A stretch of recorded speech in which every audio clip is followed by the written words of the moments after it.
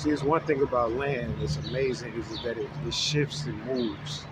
And when you get into like viewing land and researching land, you'll find out the land is designed in different figures. You can't see it. See, the thing is that excuse me, because I've been up and out. I'm still on this trip. So excuse just everything to your parents, but I take this stuff serious. We're up to like two annuities that dropped with the Giants and the Rockies, and an agreement with that, and then actually an annuity here in one of the cities that I moved through.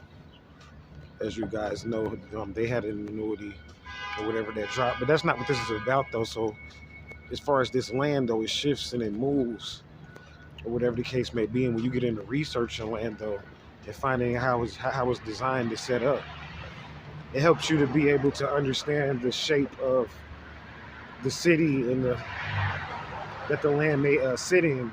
Helps you to understand the spectrum of what the city is geared towards and what it's good for, as far as being able to build businesses and to be able to flourish. So that's what I'm kind of like getting into now is just being able to actually view land and see land though from a perspective that most people have never heard it from, because you have some land that's set up, and I'm gonna just introduce this because you guys know these are just short clips and then I got to keep it moving. But you got some land that's set up on like what's called like a latitude line, and then you have some land that's designed and moves from a longitude line.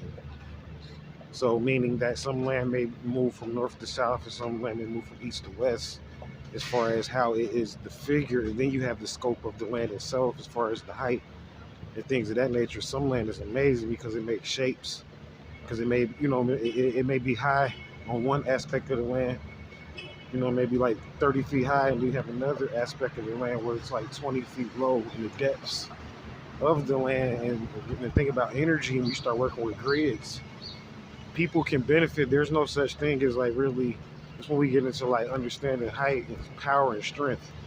When you go to certain areas, you could become powerful as somebody that's a sumo wrestler, or somebody, that's a 6'5" UFC fighter, from tapping into certain land in certain areas and then taking that strength and moving with it.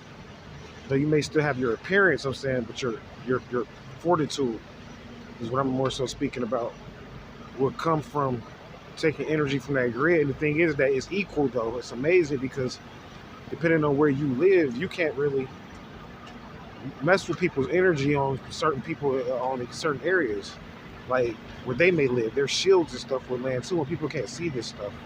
And if we were to learn how to see it, which we've been kind of teaching this program here locally, and we're getting flourishing from it. Even with some of these games, it's been like more like broker deals, and they're still competitive, don't get me wrong, but it's like we have money and resources though, it makes it a lot more easier.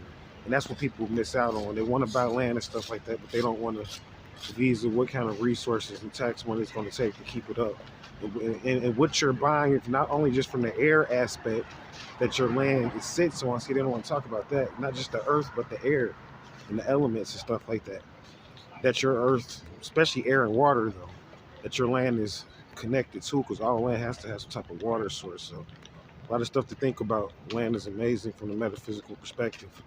You guys stay vigilant. I'm still on this trip, but I come up with more about my whereabouts and how everything's going. Peace.